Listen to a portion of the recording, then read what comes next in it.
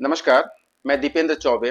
अगर 2020 के बाद आप या आपके परिवार का कोई भी बच्चा विदेश अब्रॉड से डॉक्टरी यानी एमबीबीएस की पढ़ाई कर रहा है या करने का सोच रहा है, तो आज का यह वीडियो आपके जीवन का सबसे महत्वपूर्ण वीडियो साबित होने वाला है। हाल ही में दिल्ली हाई कोर्ट पे एक बहुत बड़ा मुकदमा दायर हुआ।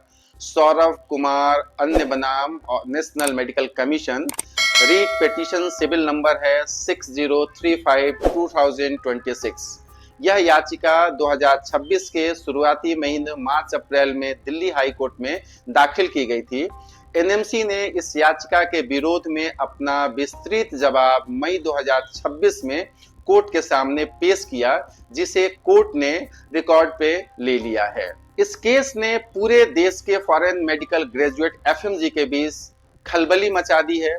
विवाद इस बात पर है कि क्या साल 2021 में नीट पास करके विदेश गए छात्रों पर एनएमसी के नए और कड़े नियम यानी एफएमजीएल 2021 लागू होने चाहिए या उन्हें पुराने नियमों के तहत छूट मिलनी चाहिए। आज के इस वीडियो में हम सिर्फ सतही बातें नहीं करेंगे, बल्कि गहराई में जाकर कोर्ट के उन सभी ऐतिहासिक फैसलों की चीर फाड़ करेंगे जो एनएमसी और छात्रों ने अदालत के सामने रखे हैं। साथ ही हम बात करेंगे पटना हाई कोर्ट के उस बड़े फैसले की जिसने 2021 सत्र के छात्रों को एक बड़ी उम्मीद दी थी। इस वीडियो को अंत तक देखिए ताकि कोई भी बिचौलिया या कंसल्टेंट आपको गुमराह न कर सके। आइए सबसे पहले समझते हैं कि छात्रों का पक्ष क्या है और वे अदालत से मांग क्या कर रहे हैं। छात्रों के मुख्य रूप से तीन बड़े तर्क हैं, तीन डिमांड्स हैं। पहला तर्क है, छात्रों का कहना है कि उन्हें साल 2021 में नीट यूजी की परीक्षा पास की थी। जब परीक्षा की प्रक्रियाएं शुरू हुई थी तब देश में पुराने नियम लागू थे, इसलिए उन पर अचानक नए नियम थोपना गलत है। दूसरा तर्क है, एनएमसी का नया नियम 18 नवंबर 2021 को आया। छात्रों का कहना है कि इसके आसपास या नीट 2022 के नोटिफिकेशन से पहले जितने भी एडमिशन हुए उन्हें एक ट्रांजिशन पीरियड मानकर उनका फायदा मिलना चाहिए।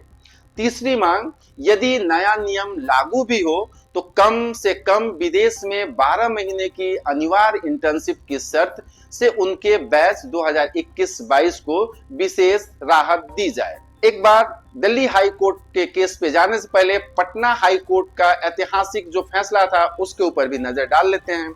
सत्र 2021-22 के एफएमजी छात्रों की याचिकाओं पर सुनवाई करते हुए पटना हाई कोर्ट की एकल पीठ सिंगल बेंच ने साल 2024 के अंत में छात्रों के पक्ष में अपना ऐतिहासिक फैसला सुनाया था।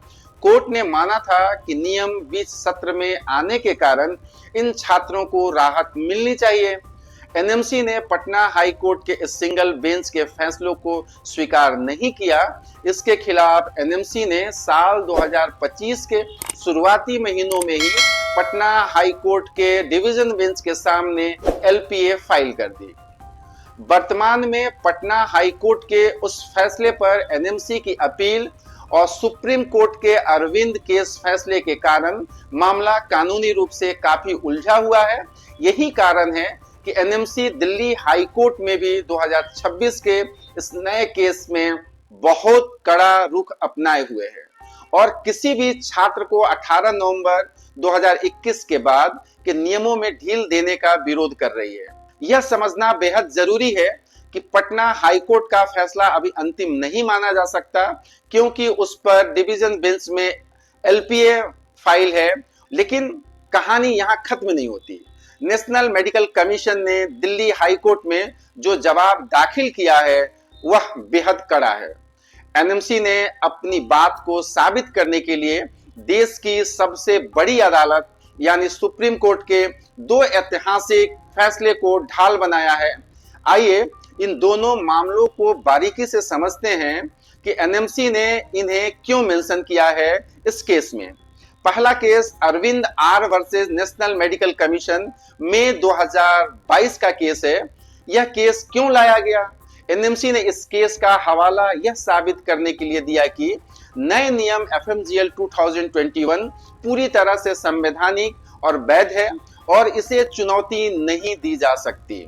एनएमसी का कहना है इस केस में सुप्रीम कोर्ट पहले ही मुहर लगा चुका है कि विदेश में कई मेडिकल कॉलेज का स्तर बहुत खराब है, इसलिए भारतीय मरीजों की जान बचाने के लिए एनएमसी को कड़े नियम जैसे 54 महीने का कोर्स, 12 महीने का rotatory internship, English medium, licence to practise जैसे नियम बनाने का पूरा अधिकार है।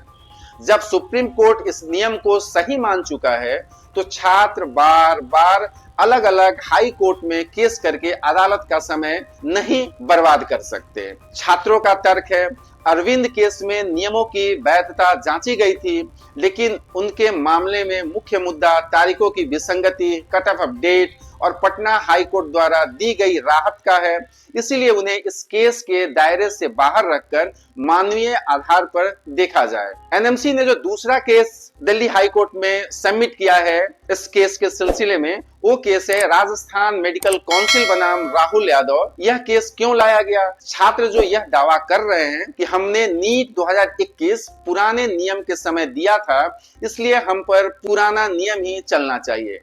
एनएमसी ने उनकी इसी दावे की रीढ़ तोड़ने के लिए इस केस का इस्तेमाल किया है। एनएमसी का कहना है राहुल यादव केस में सुप्रीम कोर्ट ने साफ व्यवस्था दी थी कि किसी भी छात्र के पास यह अस्थायी या विशिष्ट अधिकार नहीं होता कि देश के नियम हमेशा उसके मुताबिक ही रहे। जैसे ही सरकार गजट में नया नियम लाती है, पुराना नियम कानूनी रूप से मर जाता है। छात्रों का कहना है कि यह नियम सामान्य दिनों के लिए सही हो सकता है, लेकिन उनके समय में कोरोना महामारी और यूक्रेन युद्ध जैसी असाधारण परिस्थितियां थी, जिसके कारण उनका पूरा एकेडमिक कैलेंडर बिगड़ गया था। इसीलिए एनएमसी को इसे एक अपवाद, एक्सेप्शन के रूप में देखना चाहिए। अब इस वीडियो का सबसे चौंकाने वाला हिस्सा सुनिए। एनएमसी ने दिल्ली हाईकोर्ट के सामने एक बहुत बड़ा तकनीकी और व्यवहारिक मुद्दा उठाया है।